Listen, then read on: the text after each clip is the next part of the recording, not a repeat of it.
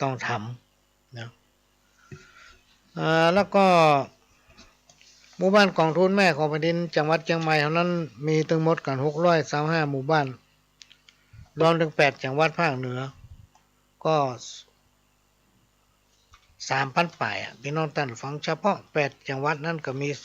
2,843ละเอาบวกความ625ก็นักหนาวการเหมือนกันอันนี้ก็ขอแจ้งเชิญชวนพี่น้องท่านผู้ฟังได้ร่วมอนุโมทนาร่วมกันในกิจกรรมนี้แล้วก็ต้องขออนุโมทนาบุญขอบพระคุณท่านคุณป้อนายเอียนไว้ที่ได้แจ้งความประสงค์เป็นประธานในการทอดกฐินของวัดหลวงอ้อในปีนี้ซึ่งเราก็จะมีกิจกรรมการทอดกฐินประจำปีเพื่อจะได้รวบรวมปัจจัยทั้งหมดเนี่ยหอมกันไว้วัตถุประสงค์ก็ต้องการที่ดินเพิ่มพี่น้องท่านผู้ฟังเนื่องจากวัดนั้นมันเริ่มแคบไปถ้าได้ที่ดินถ้าว่าเจรจากันแล้วมันเป็นราคาเท่าใดก็จะมาคิดบวกลบคูณหารว่ามันตกตารางวาเท่าใดก็จะได้มาแจ้งประชาสัมพันธ์เพื่อหลายๆท่านที่พอมีปัจจัยจะได้ร่วมอนุโมทนาบุญตามกำลังไผกำลังมันแต่เขาก็สะสมไปกำน้อยส่วนหนึ่งก็จะนำพัฒนาวัดพี่น้องท่านผู้ฟังวัดก็มีความจำเป็นที่ต้องพัฒนาเพื่อให้มันทันยุคทันสมัยในสังคมยุคปัจจุบันเนี่ยคนมันหลากหลายพี่น้องท่านผู้ฟังมีคนเพิ่มขึ้นนำเป็นจำนวนนักจากสมัยก่อนนิสถามีที่หลังละประมาณ100-200ประเด็นนี้เพิ่มขึ้นมาเป็นปันพี่น้องท่านผู้ฟังก็จำเป็นต้องปรับปรุงบอกว่าจะเป็นสถานที่อาคารบริเวณลานของวัดทำเมื่อมันดูดีเข้าไปแล้วม่วนอกม่วนใจพอไหนก็จุ่มตาพี่น้องท่านผู้ฟังวัดเป็นโรงพยาบาลสำหรับจิตใจของคนอันนี้ก็ขอแจ้งกันเดียวก่อนกำลังจะปรึกษาหารือกันว่าจะมีการทอดกฐินสายซึ่งคุณป้อนายเอียนไว้ซึ่งเป็นฝรั่งนะได้แจ้งความประสงค์มาแล้วเขาจะทำการทอดถวายกฐินวันไหน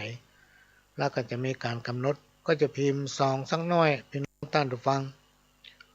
เป็นกฐินสายใครจะมีสักต้นหนึ่งก็ได้พี่น้องท่านผู้ฟังยอดนี่เขาประจำกัดไว้ต้องได้ยอดต้านตามกำลังของต้านเพราะว่าในช่วงนี้การก่อสร้างอย่างเขาก็มีก็ต้องประกาศประชาสัมพันธ์ขออนุโมทนาสาธุกับท่านที่แจ้งความประสงค์ร่วมมาซึ่งตอนนี้ทางวัดกำลังจะหารือกับคณะกรรมการอยู่ว่าเขาจะกำหนดเอาวันไหนแต่ว่าเจ้าภาพประธานใหญ่นั่นมีแล้ววันนี้เป็นวันอาทิตย์ที่11เป็นวันพิเศษหน่อยพี่น้องท่านผู้ฟังโดยปกติแล้วปหลวงจะมาพบปะพี่น้องท่านผู้ฟังในช่วงเย็นเนี่ยเวลา5 โมงถึง 6 โมงแต่วันนี้ทางท่านผู้อำนวยการสถานีวิทยุตะกี้นี่ต้องขอสุมาอภัยตัวพี่น้องท่านผู้ฟังเนื่องจากว่าท่านติดภารกิจมีกิจนิมนต์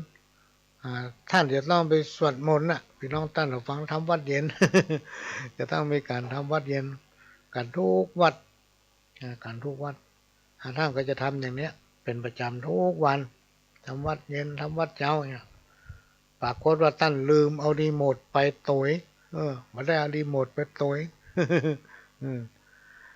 ก็เลยเงียบไปใจบดีเหมือนกันนะกลัวสถานีรู้ไอ้ก้าไอ้เนาะใจพอหายไปละเขาดีอกดีใจที่จะได้มาพบปะพี่น้องท่านทุกฝั่งแต่ว่าวันเนี้ยโดยปกติทุกวันอาทิตย์ช่วงเย็น5 โมงถึง 6 โมงแต่วันนี้ทางสถานีได้มอบเวลาให้เนอะพี่น้องท่านทุกฟังก็จะไปจบรายการ1 ทุ่มไผ่ทิ่มได้กินข้าวแรงกันย่างกินข้าวแรงก่อน หรือว่าติ้ววิทยุไปที่คงครัวพุ่นเลยไปที่โต๊ะอาหารพุ่นเลยไปกินข้าวหรือมาอ่านกินข้าวแล้วก็มานั่งฟังพี่น้องท่านผู้ฟังกำอ่านได้หิวข้าวเป็นปีอย่ามาโทษประหลวงว่าโอ้ไม่ได้กินข้าวแรงจัดรายการยังจัดแต่จัดว่าเนาะจะจบทุ่มมันเนอะพี่น้องท่านผู้ฟังจบเอาทุ่มมุ่นก็ได้จะจ้อยให้ฟังเพื่อจะได้สตางค์กับสัก40-50เกือบไม่ได้มาป้ากันละฟ้าฝนก็มืดครึ้มพี่น้องท่านผู้ฟังแต่มันยังไม่ตกแต่นะตอนเนี้ยมืด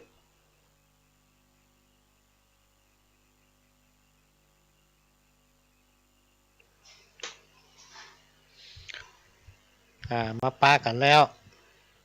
เป็นประจำทุกวันอาทิตย์เนอะพี่น้องท่านผู้ฟังบ่าย โมงถึงบ่าย 3และก็5 โมงถึง6 โมงแต่วันนี้จะอยู่ตัวพี่น้องท่านผู้ฟังถึงทุ่มมุ่นสุขเพราะมีข้าวไว้กินสุขเพราะมีแผ่นดินไว้อยู่สุขเพราะมีกู้นอนนำสุขเพราะมีเงินเต็มใต้สุขเพราะมีบ้านอยู่อาศัยสุขเพราะมีลูกหลานอยู่ใกล้เนี่ยคือความสุขของคนเฮาพี่น้องท่านผู้ฟังเฮามีข้าว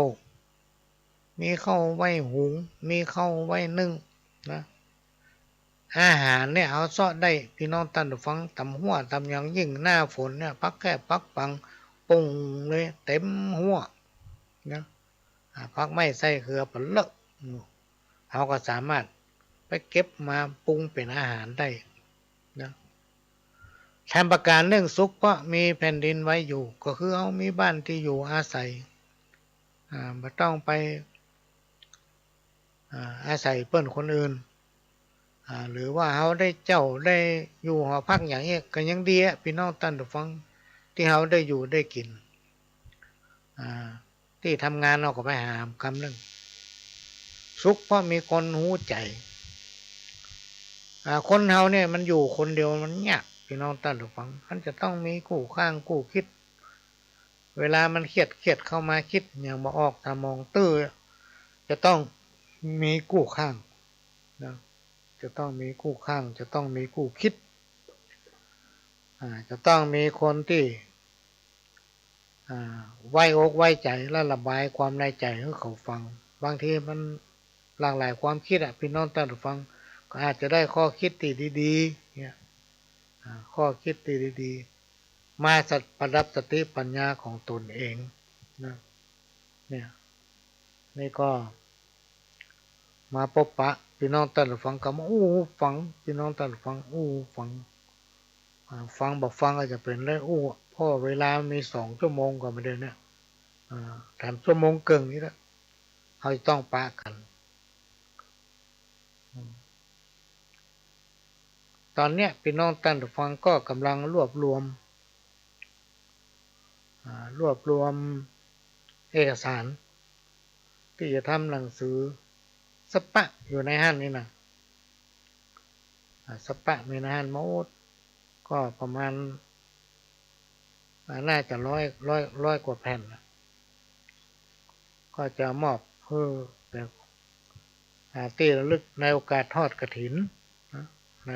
โอกาสทอดกฐินของวัดหลวงอ้อก็เดี๋ยวก็จะประชาสัมพันธ์กันว่าตกลงเอามาได้กันแท้เนาะท่านจะเป็นผู้ที่ตั้งต้นสักต้นหนึ่งก็ได้พี่น้องท่านฟังเพราะเป็นกฐินสายปัจจัยต่อใดนี่แล้วแต่ปีหนึ่งมีเตื้อระยะเวลาก็ตั้งออกพรรษาไปถึงเดือนยี่ก่อนที่จะนำเอาสาระสปะร้อยอันปันเรื่องมาเล่าสู่กันฟังก็จะนำเอานิทานมาเล่าก่อนเนาะตะกี้เล่านิทานเรื่องอาชาติศัตรูฆ่าป่อ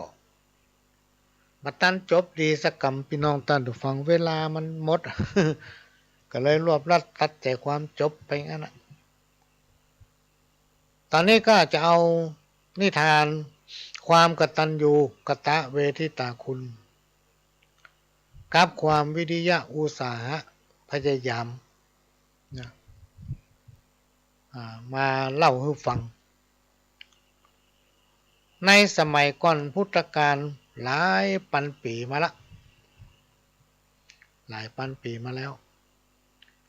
ที่เมืองสาวัตถีพี่น้องท่านผู้ฟังมีครอบครัวหนึ่งมีอาชีพทำไร่ทำนามีฐานะพออยู่พอกินต่อมาเป็นผู้เป็นมารดาได้ตายพี่น้องท่านฟังได้ตายไปคงเหลือแต่พ่อ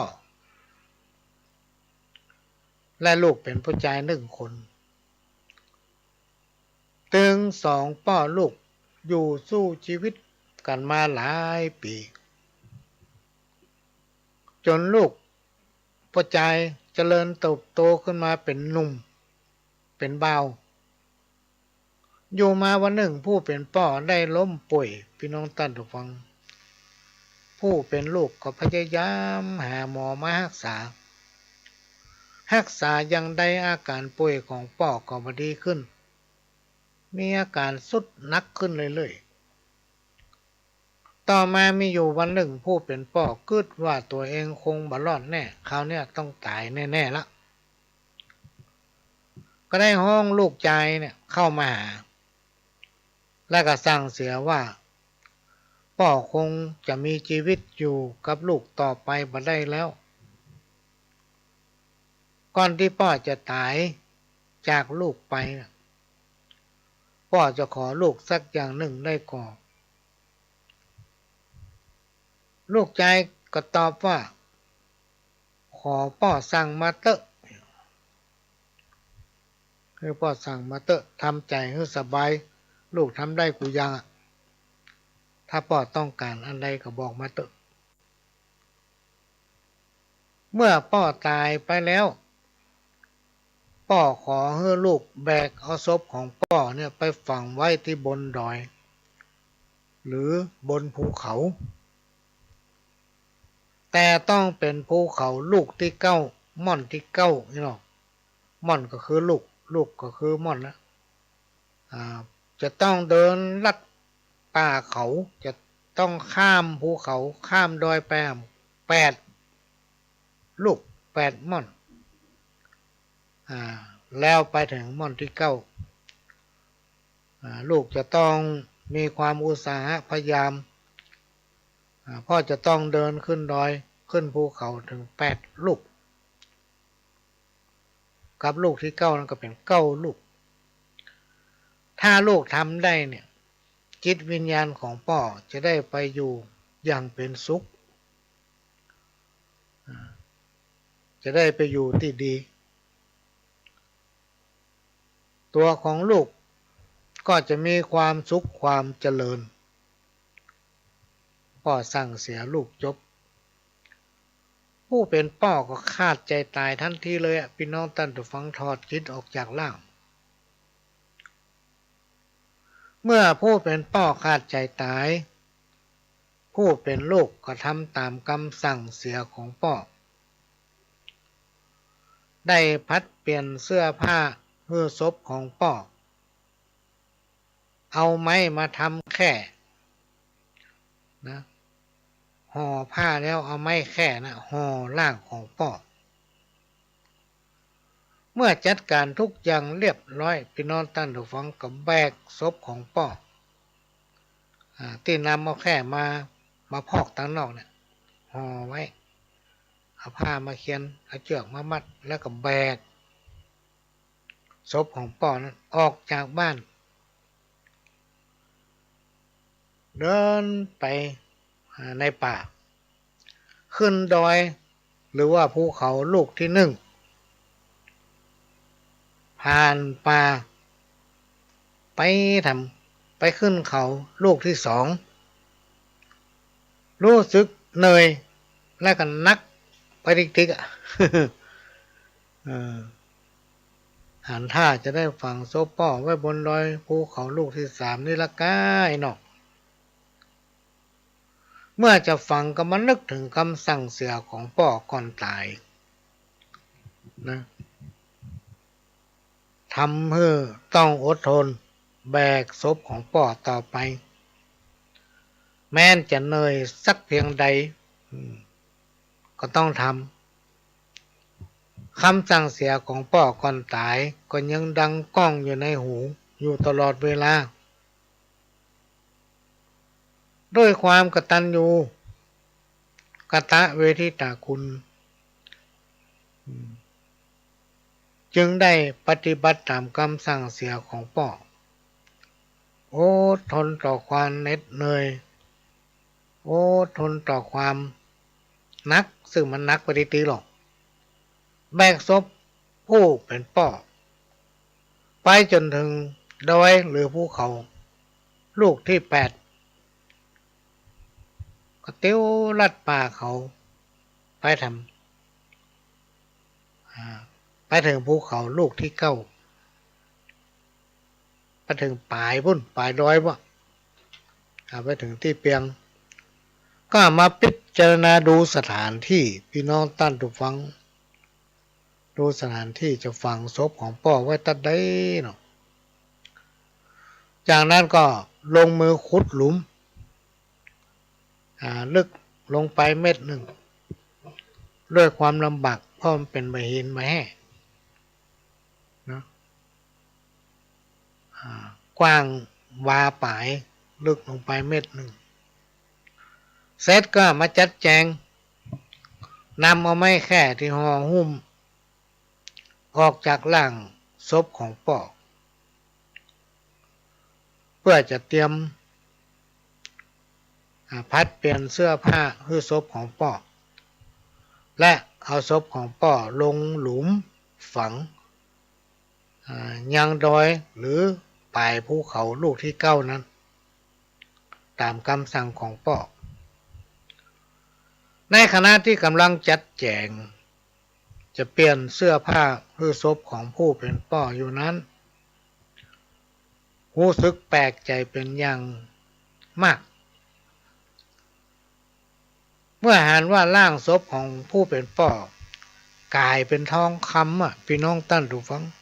ศพของป่อตั้งแต่หัวจรดตีนถึงมือถึงอย่างทั่วร่างกายของป่อกลายเป็นทองคำกลายเป็นทองคำโอ้ขยี้ตาตั้งสติเอามือลูบคำพองจึงรู้ว่าศพของป่อนั้นกลายเป็นทองคำแท่งตึงตัวพี่น้องท่านผู้ฟัง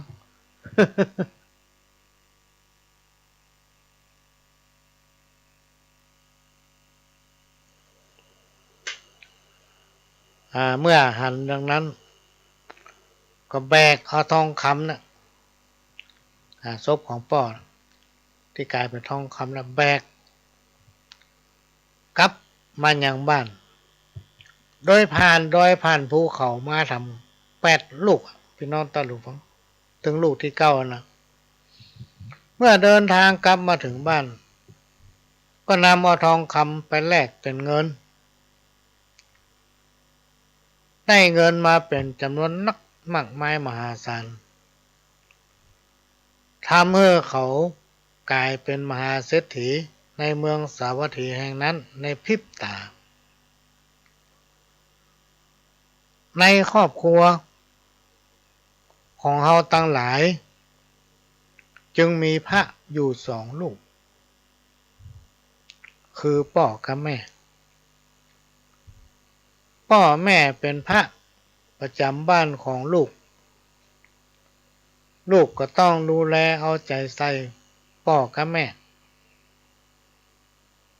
เพื่อเปิ้นได้อยู่สะดวกและอยู่สุขสบายถือเอาพ่อกับแม่นั้นเป็นพระเป็นเทวดาต้องเคารพบูชาท่านเมื่อเปิ้นถึงแก่กรรมหรือว่าตายไปก็ทำบุญกุศลตามกำลังเพื่ออุทิศผลบุญไปให้ท่านเพื่อมันนึกถึงบุญคุณของพ่อแม่ก็จะได้ชื่อว่าเป็นคนดี มีความกตัญญูกตเวทิตาต่อพ่อและแม่ครูบาอาจารย์ท่านกล่าวไว้ว่าไผผู้ใดปฏิบัติได้อย่างนี้ย่อมจักประสบแต่ความสุขความเจริญพี่น้องท่านผู้ฟังอันนี้ก็เป็นสิ่งที่นำมาฝากในวันนี้ซึ่งเป็นห่วงของเดือนแม่พอดีนะในวันศุกร์เนี่ยทางสำนักงานพัฒนาชุมชนเชียงใหม่โดยพัฒนาการจังหวัดเชียงใหม่ได้นำเรียนเชิญท่านผู้ว่าราชการจังหวัดเชียงใหม่เป็นประธานในการทำกิจกรรมวันแม่เพื่อจะมอบเงินขวัญถุงที่ได้รับพระราชทานผ่านมาทางมหาไทยนะเพื่อแก่หมู่บ้านต้นกล้าต้นหมู่บ้านที่ทำความดีหลังจากนั้นก็จะได้มอบพระบรมรูปพระบรมราชชนนีพันปีหลวงเพื่อแก่หมู่บ้านต้นกล้าจัดในวันที่16ที่ถึงนี้2 รอบพี่น้องท่านผู้ฟังเนื่องจากว่าในปี64เขาไม่ได้จัดก็มารวมยอดมาจัดเอาปี2565ในการนี้ก็จะมีการทอดผ้าป่าเพื่อนำปัจจัยสมทบเครือข่ายเพื่อนำไปช่วยหมู่บ้านกองทุนแม่ของแผ่นดินที่ด้อยโอกาสแล้วนำมาเป็นรางวัลเกี่ยวกับประกาศเกียรติคุณเกี่ยวกับโล่รางวัลเกี่ยวกับรางวัลเงินสดอย่างในปีผ่านมามีการประกวดหมู่บ้านกองทุนแม่ของแผ่นดินพี่น้องท่านผู้ฟังก็ได้รับรางวัลกันไปโดยจังหวัดนี่มอบใบประกาศเกียรติคุณทางเครือข่ายก็มอบเงินสดให้รางวัลที่1 5,000รางวัลที่2 4,000รางวัลที่3 3,000รางวัลที่4ที่5ก็รางวัลละ2,000หมู่บ้านกองทุนแม่ของแผ่นดินเราถือว่าหมู่บ้านที่ตั้งต้นความดีโดยส่งเสริมเพื่อสังคมชุมชนนั้นเป็นคนดีมีความรักสมัครสมานสามัคคีนะเป็นคนดีและเป็นแบบเพื่อแก่คนในครอบครัวของตนเองเป็นแบบเพื่อกับตนเองเมียเป็นแบบเพื่อผัวผัวเป็นแบบเพื่อเมียสั่งสอนลูกเต้าเหล่าหลานให้เป็นคนดีของพ่อของแม่เป็นคนดีของพี่ของน้องเป็นคนดีของสังคมชุมชนในยุคปัจจุบันเนี่ยพี่น้องท่านผู้ฟังเขามีความจำเป็นที่ส่งเสริมให้คนทำความดีเมื่อมันเกิดขึ้นในสังคมนะจะต้องสร้างความสมัครสมานสามัคคีเพื่อเกิดขึ้นในสังคมชุมชนเพื่อเป็นแบบให้กับลูกเต้าเหล่าหลานเฮาในอนาคตเพราะว่าเฮาจะต้องตายก่อนเขาจะเป็นอนาคตของชาติเขาจะต้องสืบแทนหีบห้อยประเพณีวัฒนธรรมที่ปู่ย่าตายายเฮาปฏิบัติสืบตามกันมาฮอดถึงเฮาเนี่ยมาถึงเฮาและต่อไปก็จะถึงลูกถึงหลานทุกคนมีความปรารถนาให้ลูกเต้าเหล่าหลานมีความเจริญรุ่งเรืองก้าวหน้าและอยู่ในสังคมที่ดีอยู่ในสังคมที่มีความเจริญก้าวหน้าในปัจจุบันเนี่ยพี่น้องท่านผู้ฟังสื่อมันนักข่าวอย่างมันก็วุ่ยถ้าเอาใจมันเกิดประโยชน์มันก็มีประโยชน์อย่างมากมายมหาศาลถ้าเอาไปใจเต้มีประโยชน์มันก็เกิดประโยชน์เป็นโทษอย่างมหันต์เลยพี่น้องท่านผู้ฟังบุญแม่บรรนักคงตายเป็นผีชีวิตอินทรีย์ลืมขิงกระด้างส่วนป้อปิตามานั่งป้องข้างเอาน้ำยามาทาลูกไว้เอายามาฝนน้ำมนต์มาป้ายสติแม่ได้คืนมา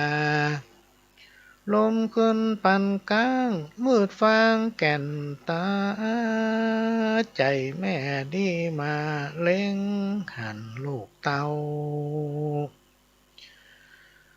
แม่นี้นึกในใจว่าเจ้าเฮยเจ้าแม่อุ้มเอานายปอกปกเลือกเอาวัฏหาแผ่นผ้ามาปกแล้วยกต่อยดงแป่งดีจิ้งคานปากตักว่าพี่เฮยพี่ว่าปอสามตีแล้วตีต่อยดงแม่ลำไล่ตีเสียงดังกงกงแล้วยกไปตำเมียดไว้แม่ก้อยหักษาลุมลาลูกไว้แม่นั่งอยู่เฝ้าเดือนไฟดำเหมือนมินมอกินน้ำผู้เลยอุ่นฮ้อนส่วนปอปิดตามีความตุกย้อนได้ตัดบั่นก้มหลวดังตั้งเข้าและน้ำก็ได้ตักตามเมื่อคืนเมื่อวันนอนเลี้ยงอยู่เฝ้าผ่าไม้โบหลัวแล้วต้มใบเป่าเฮ้อแม่มารดาจำละน้ำอุ่นน้ำเย็นเนี่ยไปสะปะปอก็ตุกเพื่อเจ้าปอลอแม่นั่งยากล้ำอดกันหลังคอโอนเดือนหนอไปไหนบ่ได้แต่หรอพี่น้องท่านผู้ฟังสมัยก่อนนี่เวลาเปิ้นเกิดลูกมานี่เปิ้นจะต้องอยู่ไฟเปิ้นห้องว่าอยู่ไฟทางบ้านเฮาห้องว่าอยู่เดือนเนาะอยู่เดือนเป็นเดือนน่ะเต้าที่หันเนี่ยกินก้าผักกาดต้มนะผักกาดปลาได้ต้มผักกาดขาวนะก้ามาอันก็ยอดมันเกี่ยวต้มถ้าปัจจัยยอดมันเกี่ยวต้มก็ยอดมะยมเนี่ยพี่น้องท่านผู้ฟังยอดมะยมนี่นะเอามาต้มหรือว่าเอามาแกงใส่ปลาแห้งโอ้ยสุดยอดเอาเขือส้มใส่หน่อยถ้าเอาอยู่บ้านนอกแล้วก็อยู่คนเดียวมีไผเนี่ยจำเป็นต้องกินข้าวจีหรอพี่น้องท่านผู้ฟังป่อก็เนี่ยกินมาจ้างเนี่ยดังไฟได้จะไม่ต้องดังไฟจนมันมีทานแดงผลลึงปั้นเข้ามาเอาจีแม่เนี่ยอยู่เดือนกินข้าวจีอาบน้ำปุเลยต้มอาบน้ำใบเป้าต้มพี่น้องท่านผู้ฟังมันยากขนาดไหนอ๋อนุ่งผ้าชุดเดียวเจ็ดเนื้อเจ็ดตัวกับนุ่งชุดเก่านะเนี่ยเป็นเดือนน่ะพี่น้องท่านผู้ฟังต้องอยู่ไฟอยู่เดือนเอาลูกแอมตัวเองพ่อก็ต้องเพิ่มพละขึ้นนักขึ้นในสมัยก่อนเพิ่นจะอยู่ไฟอยู่เดือนเป็นเดือนพอออกเดือนแล้วก็ไปไหนยังไม่ได้เด้อนะพี่น้องท่านผู้ฟังยังไปไหนไม่ได้เด้อต้องอยู่ไปทำจัดเมื่อละถึงจะไปหั่นไปนี่ได้ก่อนที่จะคลอดก็ยากพี่น้องท่านผู้ฟังช่วงใกล้จะคลอดซ้ำยากสมัยก่อนนี่เพิ่นมีท้องนี่7-8-9 เดือนบ่ลูกในระยะ7-8-9 เดือนเนี่ยพี่น้องท่านผู้ฟังอุ้ยมันไปไหนก็ลำบากท้องก็ใหญ่ขึ้นมาติ๊กลูกก็ออกกำลังในท้องติ๊กก็เป็นปัจจัยมันจังดีดจังตีพ่องไม่ใช่กินอะไรยังก็ไม่ได้เวลานอนเตื้อสะดุ้งเพราะลูกดิ้นอยู่ในท้องต้องรักษาลูกในท้องพี่น้องท่านผู้ฟังไปไหนก็กลัวเต้ากลัวก้นกลัวล้มนอนได้2 ภาคแม่มารนี่นะแม่มารยิ่งมารใหญ่เท่าใดจะไปนอนหงายบ่ได้นะพี่น้องท่านผู้ฟังหายใจบ่ได้หายใจบ่ออก นอนได้สแกงทั้งซ้ายทั้งขวานะนอนหงายบ่ได้นอนสแกงได้การนอนสแกงเพิงนี่ใกล้กับปีนไปนอนสแกงหามเพิงนึงนอนคว่ำนี่มันได้กรรมแล้วถ้าลองนอนคว่ำตีนจิ ที่นอนนี่เนาะหัวเปิกกระเดกขึ้นกันหัวจี้ที่นอนตีนเปิกกระเดกขึ้นเนี่ยกันไปกัดไปเลยปฏิคนหลายๆได้ถอยเข้าหรอกกลัวเพิ่นมาโจรสลูในท้องเนี่ยมันความลำบากเพราะฉะนั้นเราจะต้องนึกถึงพระคุณของพ่อของแม่แม้นว่าพ่อแม่เปิ้นมีสมบัติรักทันอย่างเฮาแต่เปิ้นให้ชีวิตเฮาให้เลือดให้เนื้อเฮาเกิดมาเป็นคนครบทุกอย่างมีตีนมีมือมีปากมีมันสมองเลี้ยงเฮาจนใหญ่พี่น้องท่านผู้ฟัง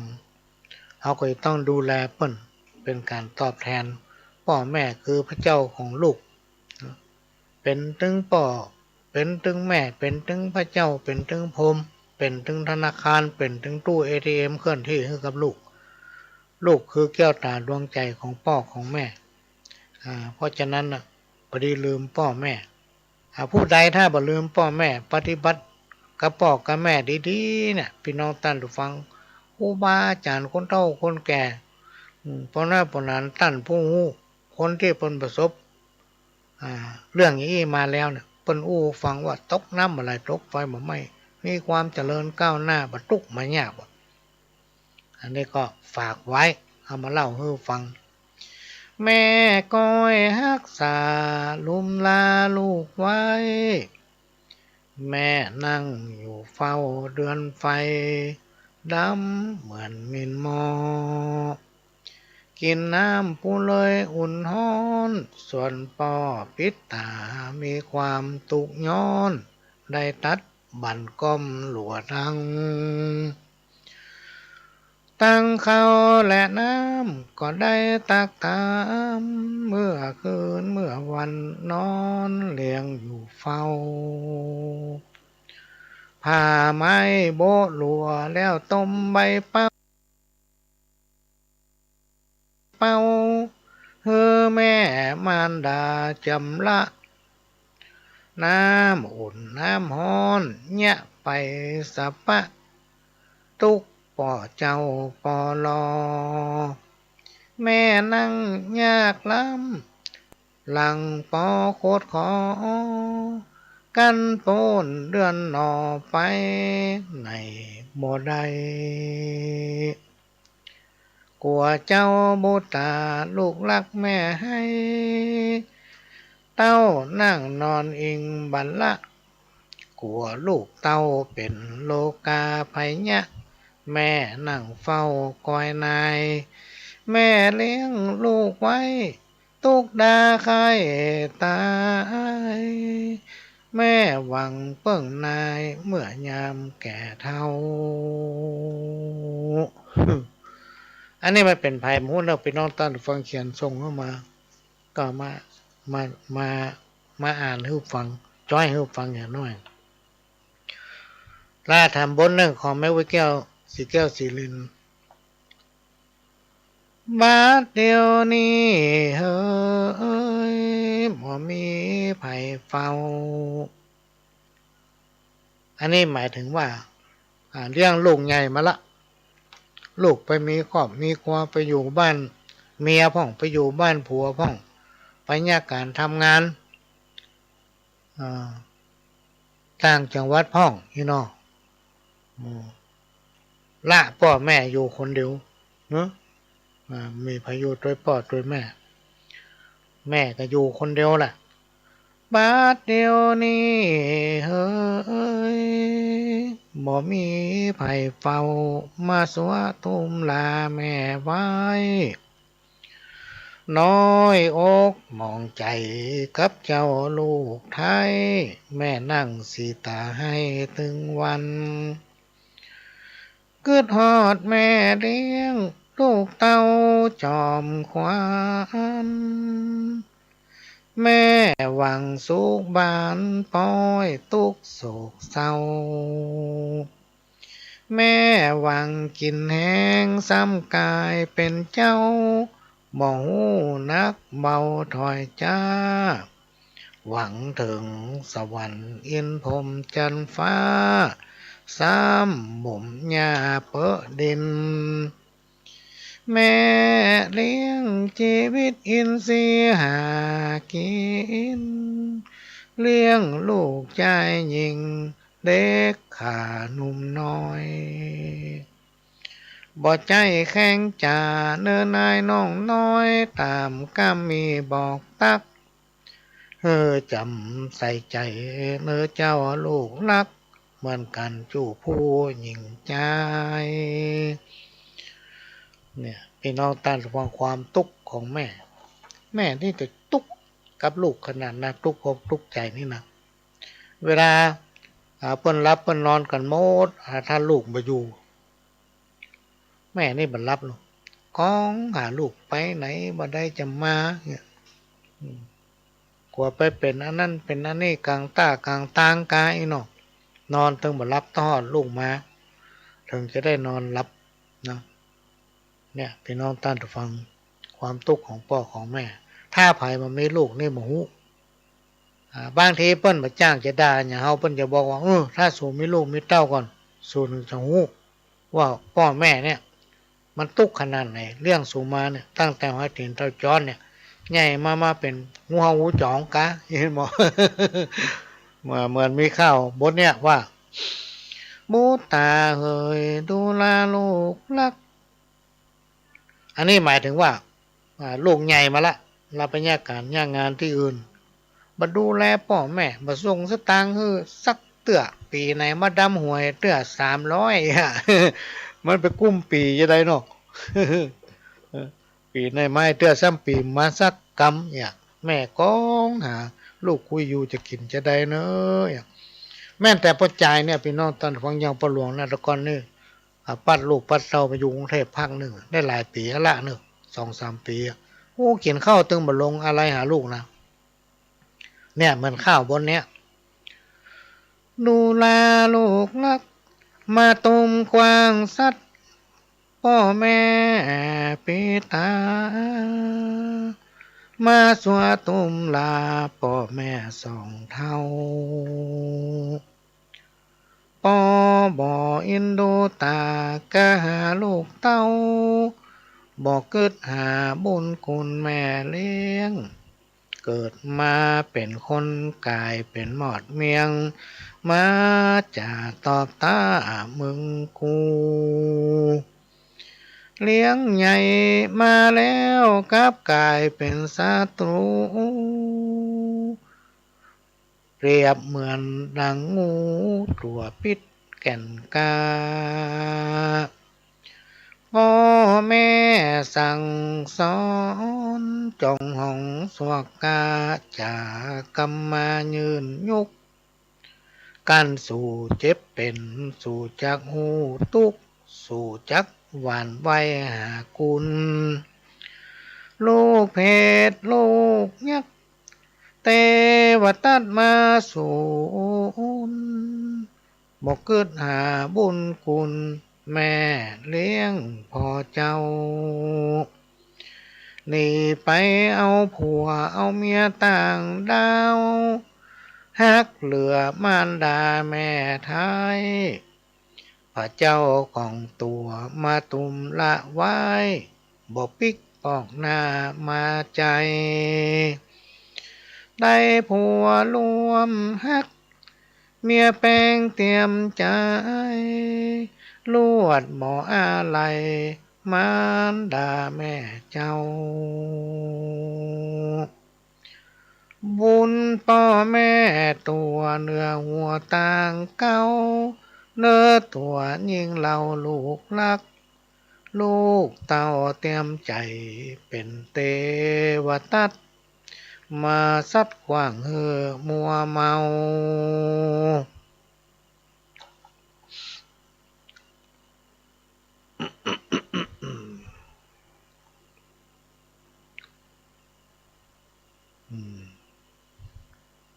แม่ก้อย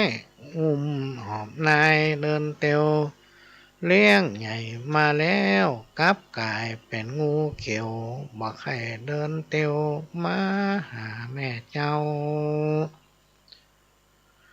เนี่ยการตึงเท่าพอหิวแห้งลอยอ่อนนักลูกเต้าเตรียมใจเป็นเทวทัตมาซัดขวางเฮอหนีไป แม่เลี้ยงลูกไว้หวังได้สุขใจแม่ได้กินได้ไว้ปั่นลูกเต้าบาดเดียวนี้เฮ้ยบ่มีไผเฝ้ามาสวตุมลาแม่ไว้น้อยอกมองใจ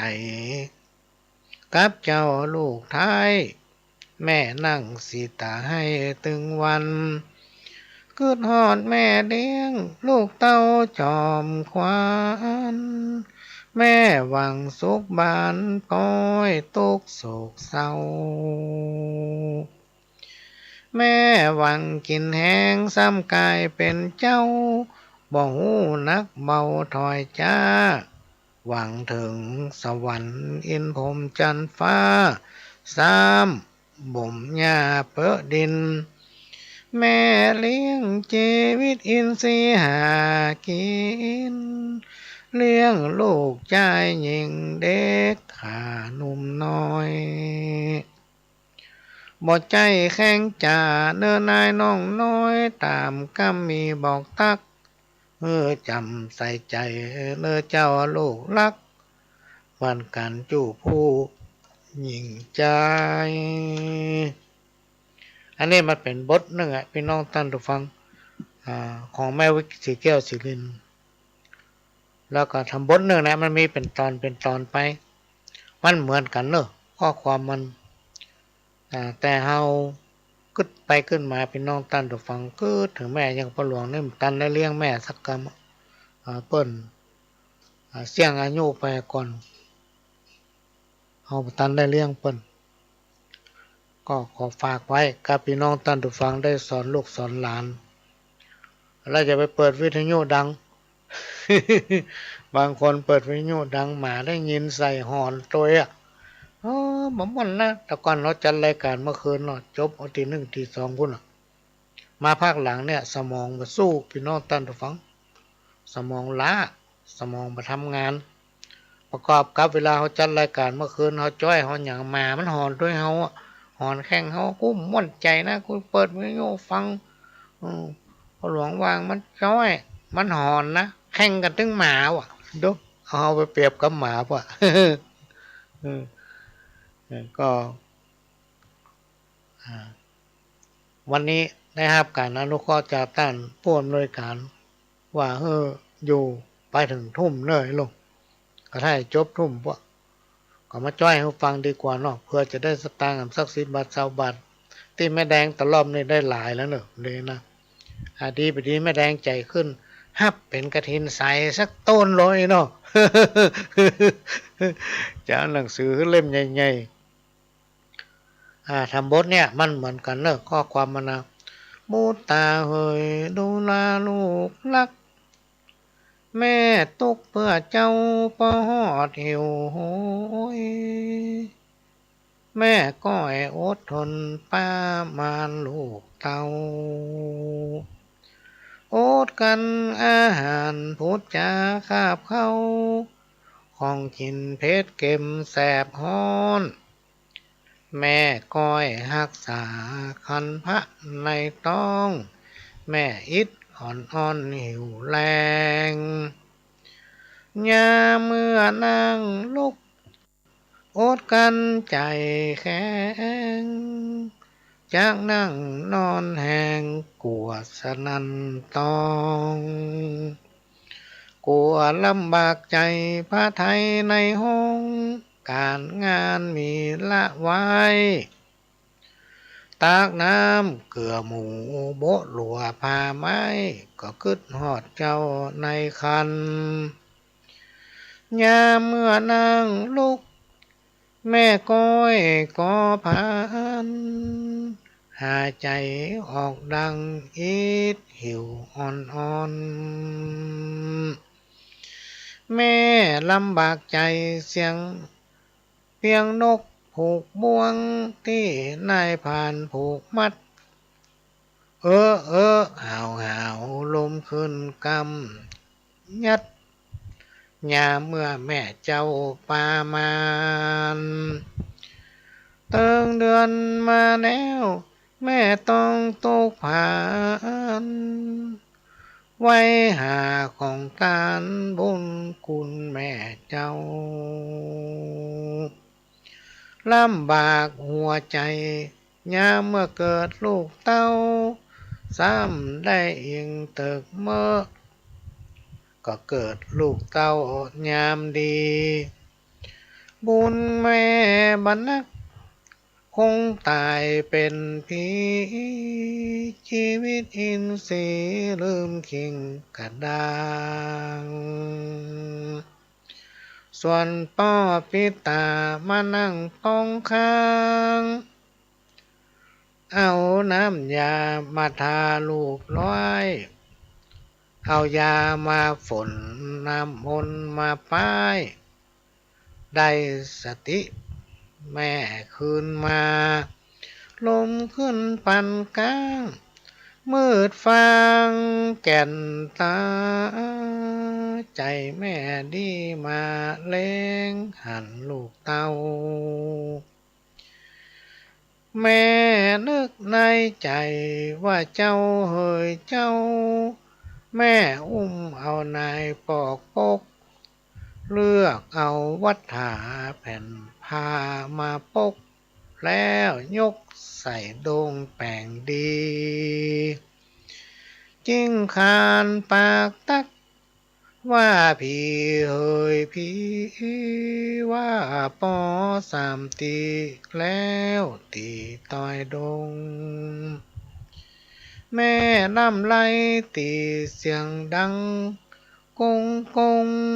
แล้วยกไปตำเมียดไว้แม่คอยรักษาลุมลาลูกไว้แม่นั่งอยู่เฝ้าเดือนไฟดำเหมือนมินมอกินน้ำปูเลยอุ่นฮ้อนส่วนป่อพิษถามีความตุกย้อนได้ตัดบั่นก้อมหลัวดังตั้งเขาและน้ำก็ได้ตักตามเมื่อคืนเมื่อวันนอนเลี้ยงอยู่เฝ้าผ่าไม้โบหลัวแล้วต้มใบเป่าเฮ้อแม่มารดาชำระน้ำอุ่นน้ำเย็นเนี่ยไปสัปปะลูกป่อเจ้าป่อรอแม่นั่งยากล้ำอดกันหลังคอกันเป็นเดือนหนอไปในบ่ได้กลัวเจ้าโบตาลูกรักแม่ให้เต้านั่งนอนอิงเติกเมื่อกลัวลูกเจ้าเป็นโลกาภัยเนี่ย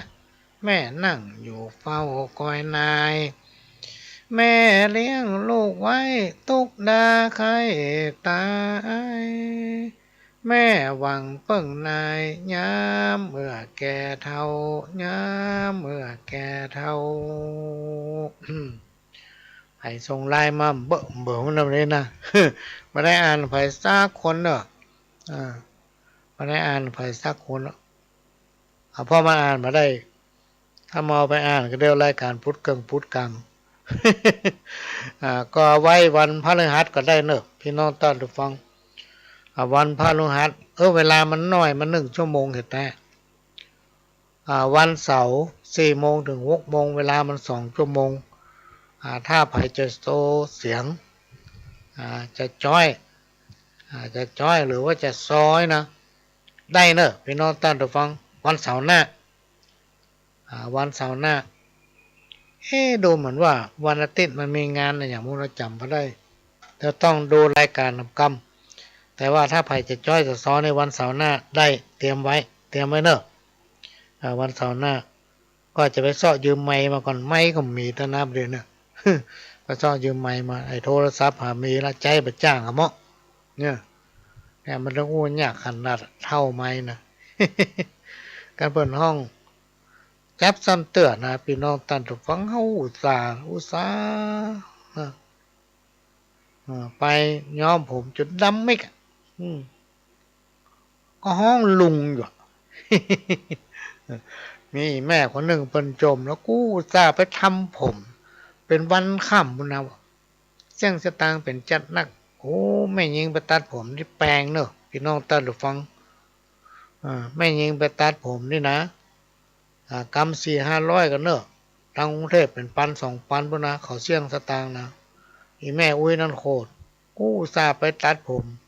วันค่ำไปแต่งปิ้งมาก็ห้องป้าอยู่เนาะ โมโหโอ้ถ้าเป็นสมัยก่อนนี่นะเปิ้นฆ่ากันเนอะนี่เนาะ อ้าวจะเอานิทานมาขั้นเวลาเห็นหน่อยอันที่จริงมีคนขอเพลงมาเหมือนกันแต่พระหลวงไปจ้างเปิดเพลงแล้วก็ไปชอบฟังเพลงด้วยเพลงประเดียวกันตะกอนมั่มแจ้งเหมือนกันนะพี่น้องตั้นดูฟังประเดียวลองฟังไปต่อกหักพ่องจำใจพ่องอันนั้นอันนี้พ่องเนี้ยมันเหมือนเพลงตะกอนมันฟังแล้วมันมีความหมายนะเนาะมันมีความหมายเจ้านิทานเรื่องความโลภกับความริษยาพาเฮอวินาศนี่มาเล่าให้ฟัง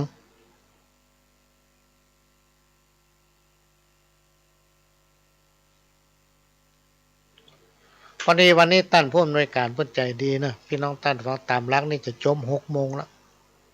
แต่ตั้นผู้อำนวยการเพิ่นว่าพระหลวงโยไปถึงทุ่มเด้อก็ไม่ได้อู้กันนะเพิ่นส่งมาในไลน์เนี่ยโยไปถึงทุ่มไม่รู้ก็แน่บุญนะเพิ่นบอกว่าโยไปถึงเที่ยงคืน สมองบ่ค่อยสู้ถ้าถามว่าสุขภาพดีแล้วก็ถึงมาจ้อยได้เนี่ยมันก็ดีละพี่น้องตั้นฟังสุขภาพนี่เริ่มดีมาละไม่ได้นะมีกำลังใจจากคนฟังเนี่ยแล้วตะกี้กวมพดก็ล่นไปซื้อยาน่ะ อยู่กับยายาบำรุงเพื่อกินข้าวลำนอนรับเนี่ยนะมาโอ้กันถึงนิทานในสมัยก่อนพุทธกาลละพี่น้องท่านผู้ฟังยังมีหมู่บ้านแห่งหนึ่งมีใจเพื่อนกันอยู่2 คนเป็นสหายกันมาตั้งแต่น้อยละเกิดมากับป้ากันไรนะตึง2 คนเนี่ยต่างกับเป็นคนฉลาดตึงกู้เป็นคนที่มีความเฉลียวฉลาดมีสติปัญญาตึงกู้แต่อุปนิสัยแตกต่างกันคนหนึ่งเป็นคนขี้โลภแบบบ่ไว้หน้าไผสักคนอ่ะ ขอมันได้สมใจมันมีการงานอะไรอย่างที่ไหนตั้งใดเนี่ยพี่น้องท่านผู้ฟังเป็นต้องปะกับคนขี้โลภเป็นห้อนายโลภแถมคนหนึ่งมีนิสัยเป็นคนชอบริษยานะเป็นคนชอบริษยาอิจฉาคนอื่นนะคนนี้มันเป็นคนแทบจะห้องได้ว่าเป็นคนหัวหมอสุดๆพี่น้องท่านผู้ฟังไผเนี่ยไผทำอะไรอย่างที่ไหนตั้งใดบ้านเหนือบ้านใต้มันจะสอนหู้ไปหมดมันหู้เรื่องของเปิ้นไปหมดนะแล้วเรื่องของตัวนี่ทำเป็นหมูทำเป็นลืมทำเป็นจำไม่ได้นี่ถ้าอ่านไผได้ดีกว่ามันนะพี่น้องท่านผู้ฟังมันก็จะว่าฮึเปิ้นถ้าอ่านไผตกอับมันก็ว่าฮึเปิ้นนะยิ่งถ้ามีไผล่ำหน้ามันจะจังเปิ้นและก็จะหาสิ่งที่บดีมาว่าฮึเปิ้นเล่าขวัญเปิ้นหรือนินทาคนอื่นเนี่ยสุดยอดเลยจนชาวบ้านแถวนั้นพี่น้องท่านผู้ฟังตั้งชื่อถึง2 สหายที่กล่าวมานี้ว่านายโลภกับนายริษยามีอยู่วันหนึ่งถึง2 สหายชวนกันไปทำพิธีบวงสรวงเทพเจ้าผู้ศักดิ์สิทธิ์ณสถานที่เทวสถานแห่งหนึ่งเพื่อจะขอเทพพระเจ้าประทานโชคลาภให้แก่ตนเองเมื่อทำพิธีบวงสรวงเสร็จ ในเวลานั้นเทพเจ้าก็สำแดงฤทธิ์ปรากฏตัวตึงสองสหายหันพร้อมกับกล่าวขึ้นว่าข้าชื่นชมในพิธีกรรมของมูสูทั้งสองคนและคุณงามความดีของเจ้าทั้งสองคนที่ได้ทำในเวลานี้ข้าจะแบ่งปันเครื่องพิธีกรรมอันยิ่งใหญ่ของเจ้าเนี่ยให้แก่เทพองค์อื่นๆเจ้าจงขอพรมาเถอะเจ้าขอสิ่งใดข้าจะให้สิ่งนั้นแต่ว่าไผขอก่อนเต้าใดก็จะได้เต้านั้นส่วนคนที่ขอที่หลังก็จะได้สองเต้าเนาะหมายถึงว่าถ้าไผขอก่อนจะได้เต้าเดียวจะได้ส่วนเดียวถ้าไผ่คอที่หลังจะได้สองเต่าเมื่อสองสหายได้กรรมของมหาเทพได้ฟังมหาเทพกล่าวจบแล้วก็หายวับไปเลยนายโลภซึ่งเป็นผู้ที่มีความโลภจัดพี่น้องท่านทุกฟังด้วยความโลภนักก็คิดในใจว่าถ้าเอาขอก่อนก็จะได้สิ่งที่เทพประทานพรให้น่ะส่วนเดียวส่วนเดียวถ้าเอาขอที่หลังเขาจะได้นักกว่าจะได้ถึงสองเท่าเมื่อคิดได้ดังนั้นพี่น้องท่านทุกฟังก็ทำทีนั่งเฉยดูเชิงของเพื่อนนายลิษยาหันนายโลภนั่งทำท่านิ่งเฉยก็หูตันในความคิดและพฤติกรรมของนายโลภว่านายโลภเนี่ยจะต้องคิดเอาโจกสองเต้าแน่เพื่อมันจะได้ดีกว่าเฮาเมื่อเป็นดังเนี้ยพี่น้องท่านทุกฟังนายฤทธยาก็มาคิดว่าเอาอย่างนี้เฮาจะขอความพินาศสิบหายดีกว่าเมื่อคิดได้ดังนั้นพี่น้องท่านทุกฟังนายฤทธยาก็อธิษฐานขอพรจากเทพเจ้าตามที่กึศไว้ตั้งจิตอธิษฐานในใจอธิษฐานว่าข้าแด่เทพเจ้าโตนศักดิ์สิทธิ์หากพระองค์พอใจในเครื่องพิธีกรรมที่ข้าพเจ้านำมาถวายเป็นเครื่องสังเวยและปรารถนาจะอนุเคราะห์ข้าพเจ้าแล้วข้าพเจ้าขออธิษฐานขอให้ดวงตาของข้าพเจ้าบอดไปข้างหนึ่ง ขอให้ดวงตาข้าพเจ้าเนี่ยบอดไปข้างเมื่อนายฤทธยาอธิษฐานจบตาก็บอดไปข้างหนึ่งทันที ส่วนนายโลภรู้สึกดีใจยิ้มคิดจะเอาแต่ได้จะเอาเปรียบเพื่อนว่าคราวนี้เขาจะต้องได้สองเต้าก็คือคิดว่าต้องได้นักกว่าเพื่อนจึงเข้าไปตั้งจิตอธิษฐานในใจคิดว่านายฤทธยาต้องขอแก้วแหวนเงินคำแน่ๆมาเร็วหน้าพอหลังแหละพี่น้องท่านผู้ฟังก็เดินเข้าไปในองค์เตรียมในศาลไปกราบเทพเจ้าพร้อมกับขอพรว่าข้าแด่เทพผู้ศักดิ์สิทธิ์ข้าขอเหมือนเดียวกับนายฤทธยานะเพื่อนของข้าขออย่างใดข้าก็ขออย่างนั้นเทพเจ้าจึงกล่าวขึ้นว่าจงเป็นเส้นนั้นเถิดนะในทันใดนั้นพี่น้องท่านผู้ฟังตาของนายโลภก็บอดถึงสองข้าง เนี่ยพี่น้องท่านผู้ฟังทั้งหลายความโลภกับความริษยาเนี่ยเป็นอันตราย เป็นอันตรายเพิ่นฮ้องว่าเป็นอันตรายแห่งธรรมทั้งหลายโลภมากลาภหายยิสาลิษยาเปิ้นก็มักจะเข้าตนเองว่าเฮ้อเปิ้นก็จะเข้าตัวเก่าเนี่ยพี่น้องท่านผู้ฟังเป็นอุทาหรณ์สอนใจ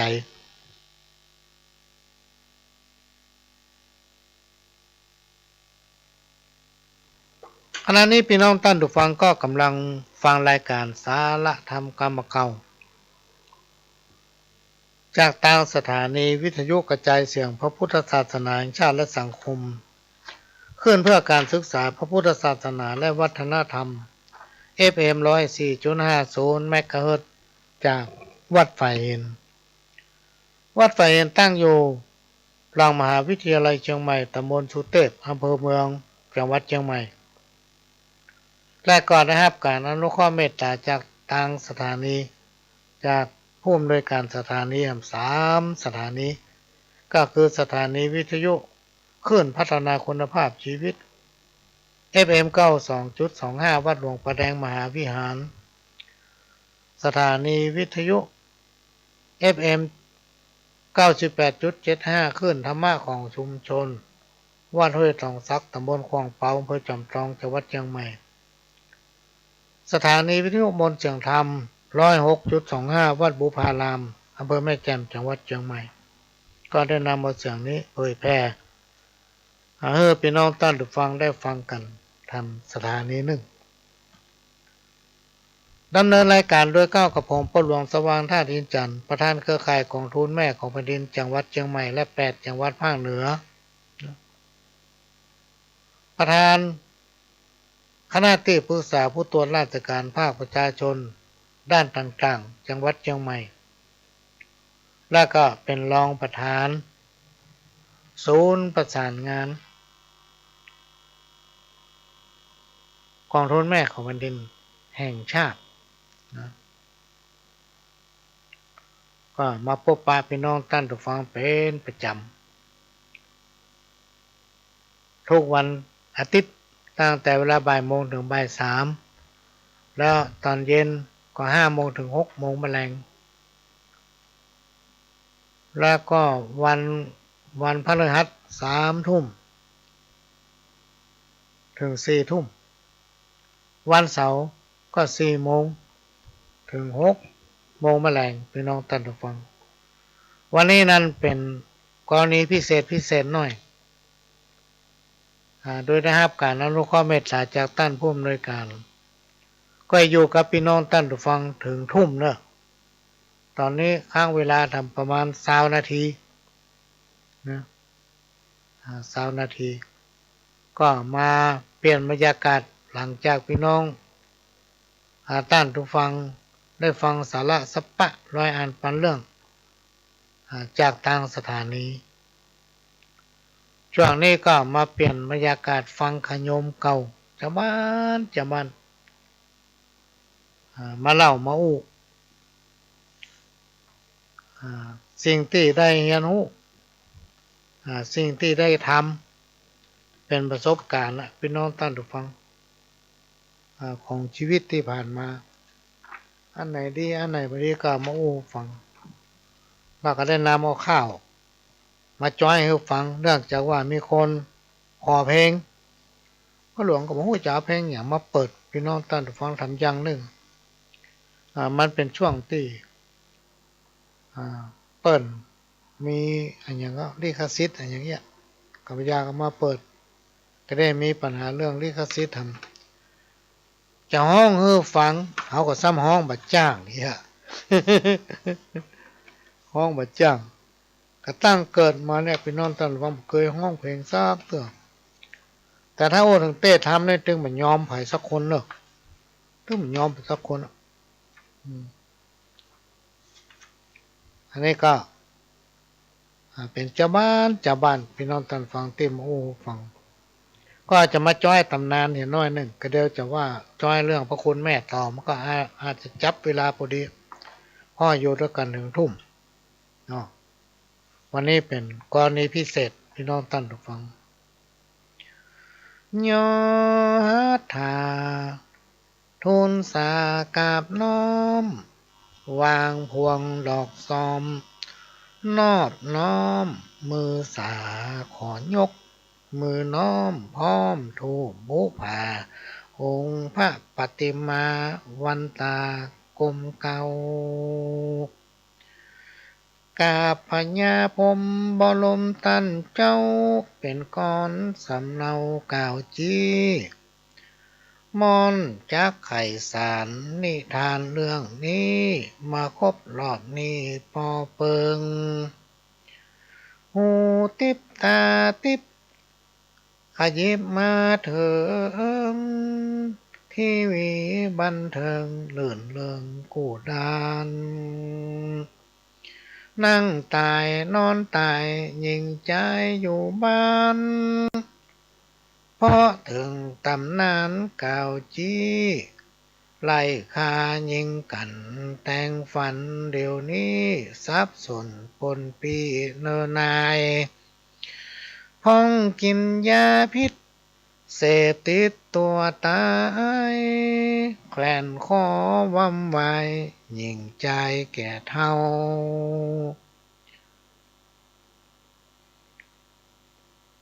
พ้องยิงตัวตายถึงไหนไพ่เจ้าพ้องลูกสิงเอาสิ่งทรัพย์ประวัติตำนานคนผ่านอาภัพบ่นับแก่เท่าหญิงใจสายใยกำปุงผ่านยุงเป็นสายไฟฟ้าเลี้ยงยายสบายเน้อเจ้าโคกมองหลังเดียวคนเตียวสี่เขาก็มีเนื้อเฮาเดี๋ยวนี้ซอยศาสนาจักจากาวจี้มาถึงอย่างอีใหญ่คือบ้านเมืองแห้งแล้งเหี่ยวแห้งบ่เหลือน้ำจักละเหือคนเหนือจักล่องไตมันก็มาถึงมาเติงแต่ใส่น้ำปิ้งใจขาดน้ำถนนหนทางมีบ่เตียวรถเร็วยิ่งล้ำมาถึงจอดจำสังคมชุมชนหมู่บ้านลูกเกิดจากต้องห้องเจ้าครับผมสมัยนิยมเจยจมลูกเต้าแผ่นดินเมืองไทยจะใครบอกเจ้าจักเลี่ยนเพียงเอาเดี๋ยวนี้คนเจ็ดภาษาจักมาบอกจี้มาร่วมดังอีกเอาตามพระกล่าวไว้บ่ได้สั่งกาอย่าให้ไถนาควายหาบ่ได้งัวควายสูญหายใจควายเมืองไต้เขาละทุ่มไปแอกงอนคนเฮาสมัยนิสัยใจฮ้อนเขาจังลึงค้อนไวไฟเกวียนงัวและล้อพอหันที่ไหนสิ่งมอเตอร์ไซค์เร็วไวสอบสู้รถยนต์รถเก่งขี่เบ่งอวดอู้ตายกันหน้าดูญาติมิตรเพราะถึงตำนานพระศรีอริยมาทิตสืบเส้นมีมาตามพระกล่าวไว้คนไร้เดียงสาคนขาดปัญญาผู้จ่าสัวกาใจฮ้อนมือไว้เขาบ่ไว้หน้าพิตามารดาบ่เว้นบุบตีฟันแตงใจแข็งนีบเกณฑ์มาติดเสื่อมเส้นถึงข่าวสมัยเดี๋ยวนี้นาลีหนุ่มสาวอายุลุ่มสาวเปิดเป่าอยากได้ลูกผัวเมียเขาสิงเอาห่อนไม้ขาดศีลธรรมในมนุษย์ 2565ถึงทองพระพุทธจะสุดซ้อยเสียงศาสนาพ้องยังหนุ่มน้อยด้อยการศึกษาเอาภริยามาอยู่เคียงข้างมันมีแต่นะพี่น้องท่านผู้ฟังในยุคปัจจุบันเนี่ยสมัยแต่ก่อนเนี่ยเขาเถียงคนเฒ่าคนแก่ที่บนสอนเนาะทำน้อยกันสู่จะได้แม่นกินบะแข้งบะเขือมันสูงอันล่ำเหลือไว้เนาะสมัยก่อนเขาเป็นละอ่อนยังก้มเก็บเอานาพี่น้องท่านผู้ฟังประเดี๋ยวลองสังเกตพอต้นบะแข้งบะเขือนะมันสูงแล้วเขาขนาดเขาใหญ่นะเขาก็ว่าเขาใหญ่เขาสูงนะเขายังต่ำแต่ต้นบะแข้งกันนะได้แม่นกินมันปีหน้าปีในปีจะใครออกดอกอันใดมันก็จะเปลี่ยนแปลงไปหมดนี่เนาะจากใครมันจะมีดอกว่าเนาะก็ในใจเถียงคนเท่าสมัยนั้นมันจะมีโรคพี่น้องท่านผู้ฟังมาปัจจุบันนี่จะใครออกดอกทั่วบ้านทั่วเมืองนะจะใครออกดอกเพราะว่าถ้าปีใดจะใครออกดอกนั่นน่ะร้อนจะเป็นคนใหญ่ละร้อนน้อยจะเป็นแฟนกันละมันมีแต่พี่น้องท่านผู้ฟังตอนอนุบาลเตรียมอนุบาลยังมีกิ๊กเลยอะอันนี้เป็นเรื่องตำนานกรรมเก่าถนนดีมีคนเตียวมันไปเตียวได้รถจะโจรหัวเนาะสมัยก่อนนี่เป็นลูกลังโลกพี่น้องท่านผู้ฟังเป็นลูกลังจะไปไหนนี่อุ้ยมันแสนที่ลำบากถ้าไผมีเกลืองหนังนี่นะได้ติ้วเอาใส่ไปได้บางที่มันเป็นลูกลังเป็นมหินมันบาดเกือบเกลืองหนังพอซื้อมาจัดแปลงโดนหินบาดเนี่ยโดนหินคุกบาดบางที่เป็นขี้เปอะบางที่ถ้ามันแห้งแล้งก็เป็นขี้ฝุ่นมุกขนาดเนี่ยมีเกลือกใส่บ่ได้ต้องติ้วมีหลายคนนะเป็นละอ่อนให้เขามาโอ้ฟังพอบ้านนั้นนะมันลวกก็ว่ามันเงาโอ้เกลือกใส่ว่างๆกู้จัดงามอ่ะบาใส่ว่าติ้วแล้วก็เตียวไปโน่ก็มันใส่บ่ได้มันเป็นขี้ฝุ่นจะเป็นต้องติ้วล่ะ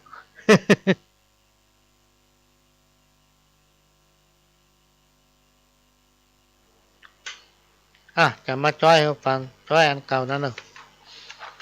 เสาร์หน้าเนอะพี่น้องท่านผู้ฟังถ้าไปบัติดภารกิจอย่างก็เตรียมจ้อยว่าแต่จ้อยยาวเห็นน้อยก็จะไปจ้อยค่อมน้อยเดียวมันเสียเวลาต้องไปซ้อยืมไม้เพิ่นมาล่ะจะต้องมาตั้งเครื่องใหม่ปรับปรุงใหม่เครื่องทรงของพ่อหลวงนี่มันก็แค่ดีแล้วนะดังวิวล่ะรอปัจจัยเนี่ยรอผู้ใจบุญมาโพดซอกเครื่องใหม่ฮื้อสักอันเนี่ยมันจะไม่ได้ดังวิวว่องสายไฟสายปลั๊กสายอย่างเนี่ยพี่น้องท่านฟังมันใจมาเมินหลายปีมันก็ซึกไปพ่องนี่เป็นต้นอย่างไรก็ตามพี่น้องท่านฟังก็ขอฝากเมื่อเราเป็นเจ้าของสถานีเหมือนกันแล้วช่วยกันน้อยหนึ่งทนุบำรุงสถานีเพื่อต่างสถานีจะได้นำไปซื้อปลั๊กไฟนำไปเสียกะองค์กะแอร์เนี่ยนำไปเปลี่ยนอันนั้นทำอันนี้พี่น้องท่านฟังมันต้องมีการซ่อมบำรุงอยู่ตลอดรถยนต์วิ่งไปไกลเปิ้นยังพักเนาะเครื่องยนต์เปิ้นยังพักเครื่องมันสถานีเขาเนี่ยเขาเปิดตลอด24ชั่วโมงพี่น้องท่านฟังเพราะนั้นก็ฝากพ่อพี่น้องคนฟังเป็นเจ้าของสถานีเหมือนกันทุกคนสถานีวัดไฟนั้นเป็นของพี่น้องคนฟังทุกท่านจะบอกเลขบัญชีเนอะพี่น้องท่านฟังบอกหลายเตือนนะบางคนประจำได้ท่องได้กูประจำแล้วท่องได้ละมึงมาบอกติ๊กเนี่ยบางที่บางแห่งเพิ่นบอกว่าโอ้ของเฮานี่ไหลเข้าติ๊กสตางค์นะคนบาท2 บาทเองหรอกถ้าคนฟัง2,000 คนละช่วยกับคนบาทก็ได้2,000 บาทนะพี่น้องท่านฟังมันจะมีเพื่อนคนหนึ่งบอกว่าผมจะทำบุญผมจะเดินไปทั่วประเทศเนี่ยในประเทศเรามีกี่ล้านคนผมขอคนละบาทพอไอ้โลโอ้มันนี่มาเกิดใหญ่แต่ใหญ่ว่าจะเตียวไปทั่วบ้านทั่วเมืองจะขอหอมคนละบาทวะมีกี่ล้านคนมาได้คนละบาทผมจะได้เงินกี่ล้านโอ้มันจะคิดเดือนน่ะมันจะทั่วบ้านทั่วเมืองเลขบัญชีนะพี่น้องท่านทุกฟังไปบอกคือธนาคารไหนก็ได้บอกขอโอนเข้าบัญชีในคอมเตอร์ของธนาคารกสิกรไทยนะไอ้เนาะของสถานีวิทยุเปิ่นจะได้เอาไปทนุบำรุง อีแม่จะได้ฟังไปเมินๆเนี่ยมาแจ้ดักหายแซบฟังไหนก็ได้โซ่เลขบัญชีจดเนอ4712274 927ธนาคารกสิกรไทยเนอะพี่น้องท่านผู้ฟังไปธนาคารไหนได้หมดไปบอกให้เปิ่นบอกโอนตังให้แม่คำเตอบูตาเฮยดูลาลูกลักมาตุมควางสัตว์พ่อแม่ปิตามาสวะตุมลาพ่อแม่สองเท่าพ่อบ่อินโดตากาหาลูกเต้าบ่เกิดหาบุญคุณแม่เลี้ยงเกิดมาเป็นคนกลายเป็นหมอดเมียงมาจะตอบตามึงกูเลี้ยงใหญ่มาแล้วครับกลายเป็นศัตรูเปรียบเหมือนดังงูตัวปิดแก่นกาพ่อแม่สั่งสอนจ้องห้องสวกกาจากรรมายืนยุกกันสู่เจ็บเป็นสู่จักหูตุกสู่จักหวานไว้หากุลลูกเอ็ดลูกยักเตวตัดมาสู่บอกกึดหาบุญคุณแม่เลี้ยงพ่อเจ้าหนีไปเอาผัวเอาเมียต่างดาวหักเหลือมารดาแม่ไทยแม่พระเจ้าของตัวมาตุมละไว้บ่ปิกปอกหน้ามาใจได้ผัวรวมฮักเมียแป้งเตรียมใจลวดบ่ออะไรมารดาแม่เจ้า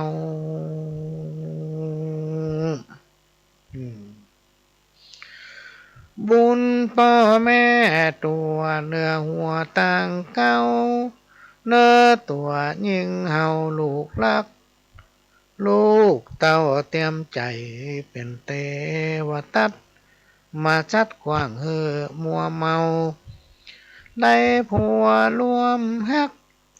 เมียแป้งเป็นสาวลวดใจมัวเมาหมอแยงที่ขึ้น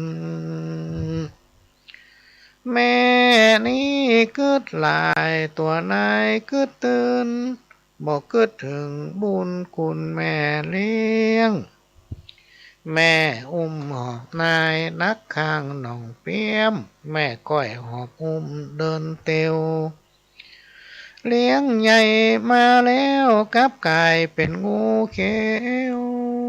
บอกให้เดินเตียวมาหาแม่เจ้าแม่มาตุกใจเยี่ยกันตึงเท่าพอหิวแห้งลอยอ่อนนักลูกเต้าเตรียมใจเป็นเทวตัดมาซัดขวางฮือหนีไปแม่เลี้ยงลูกไว้หวังได้สุขใจแม่ได้กินได้ไว้ปั่นลูกเต้าบัดเดี๋ยวนี้เฮ้ยบ่มีไผเฝ้ามาสวะตุ้มลาแม่ไว้น้อยอกมองใจกับเจ้าลูกไทยแม่นั่งสีตาให้ถึงวันเกินฮอดแม่เลี้ยงลูกเต้าจอมควันแม่หวังสุขบานป้อยทุกโศกเศร้าแม่หวังกินแห้งซ้ำกายเป็นเจ้าบ่หูนักเบาถอยจ้าหวังถึงสวรรค์อินพรหมจันทร์ฟ้าสามหม่อมหญ้าเปอะดิน แม่เลี้ยงชีวิตอินทรีย์หากินเลี้ยงลูกชายหญิงเด็กขาหนุ่มน้อยบ่ใจแข็งจ่าเนื้อนายน้องน้อยตามก็มีบอกทักจำใส่ใจเนื้อเจ้าลูกรักเมื่อกันจู่ผู้หญิงใจเนี่ยพระคุณของแม่ต้องฟังแต่ก่อนนะพี่น้องท่านผู้ฟังมันถึงจะเข้าใจถ้าฟังพ่องบอกฟังพ่องนี่บอกเข้าใจยิ่งละอ่อนนี่บอกหู้เรื่องเลยว่าอย่างนั้นไอ้ลูกบูตาเฮยดูแลลูกรักแม่ตุกเพื่อเจ้าปอดเหี่ยวโหยแม่ก้อยอดทนปามานลูกเต้าอดกันอาหารพูดจาข้าเผาของกินเผ็ดเค็มแสบฮ้อนแม่ก้อยรักษาคันพระในต้องแม่อิดอ่อนหิวแรงยาเมื่อนั่งลุกอดกันใจแข็งจากนั่งนอนแหงกลัวสนันต้องกลัวลำบากใจพระไทยในห้องการงานมีละไว้ตากน้ำโบหลัวเกลือหมูผ้าไม้ก็คึดหอดเจ้าในคัน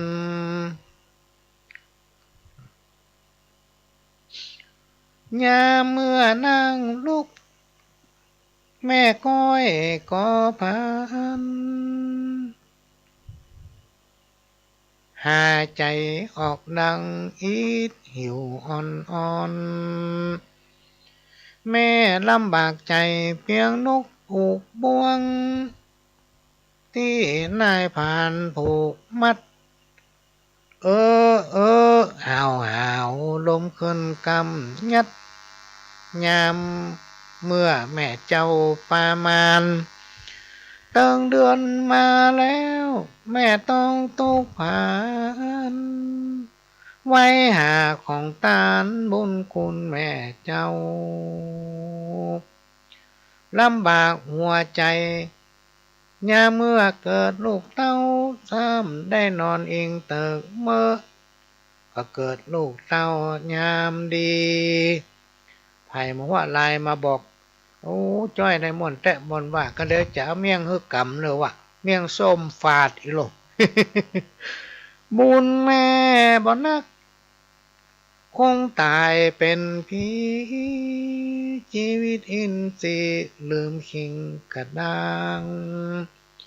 ส่วนพ่อปิตามานั่งป้องข้างเอาน้ำยามาทาลูบร้อยเอายามาฝนน้ำมนต์มาป้ายสติแม่ได้คืนมาลมขึ้นปันก้างมืดฟางแก่นตาใจแม่ที่มาเล้งหันลูกเต้าแม่นึกในใจว่าเจ้าเฮยเจ้าแม่อุ้มหอบนายปอกปกเลือกเอาวัฏฐาแผ่นผ้ามาปกแล้วยกใส่ดงแป่งดีจิ้งคานปากตักว่าพี่เฮยพี่ว่าปอสามตีแล้วตีต่อยดงแม่ล่ำไล่ตีดงเสียงดังกงแล้วยกไปตำเมียดไว้แม่ก้อยหักษาลุ่มลาลูกไว้แม่นั่งเฝ้าเดือนไฟดำเหมือนมินมอกินน้ำปูเลยอุ่นฮ้อนส่วนป่อปิดตามีความตุกย้อนได้ตัดบันก้อมหลัวดังตั้งเข้าและน้ำก็ได้ตักตามเมื่อคืนเมื่อวันนอนเลี้ยงอยู่เฝ้าผ้าไม้โบลัวแล้วต้มใบเผาคือแม่มารดาจำละ น้ำอุ่นน้ำเย็นแยะไปสัพพะทุกพ่อเจ้าปอลอแม่นั่งอยากน้ำหลังปอโคตรขอกันปนเดือนนอไปในบ่ได้กลัวเจ้าโบตาลูกรักแม่ให้เต้านั่งนอนอิงบ่ละกลัวลูกเจ้าเป็นโลกาภัยยะแม่นั่งอยู่เฝ้าคอยนายแม่เลี้ยงลูกไว้ทุกดาไข่ตายแม่หวังเพิ่งนายยามเมื่อแก่เท่าเสาหน้าเลิกภัยใครจ้อยขันอย่างบอกพี่น้องตั้นดูฟังวันนี้เวลาหมดละพี่น้องตั้นดูฟังตอนนี้จะทุ่มละก็ได้รับการอนุเคราะห์จากต้านผู้อำนวยการสถานีว่าเฮ้อปหลวงโยถึงทุ่มเนยเนาะประเด็นนี้ยังทำน้อยเดียวก็ถึงทุ่มละเราพอดีเครื่องของเขาเนี่ยมันให้ย่อนยามย่อนยานไปสมรรถภาพมันลดลง เวลาเขาอู้เนี่ยเสียงเขาไปถึงปุ้นจ้าหรือเขาอู้ไปเป็น2-3 นาทีพวกนะก็จะขอนำรายการจากพี่น้องท่านถูกฟังไปก่อนเฮ้อพี่น้องทุกคนทุกท่านกินข้าวลำนอนรับบ่ฝันให้มีจกมีใจพ้นจะข้อจากภัยทั้งหลายทั้งมวลทุกคนจากกระผมพ่อหลวงสว่างธาตุอินทร์จันทร์ขอสวัสดีครับ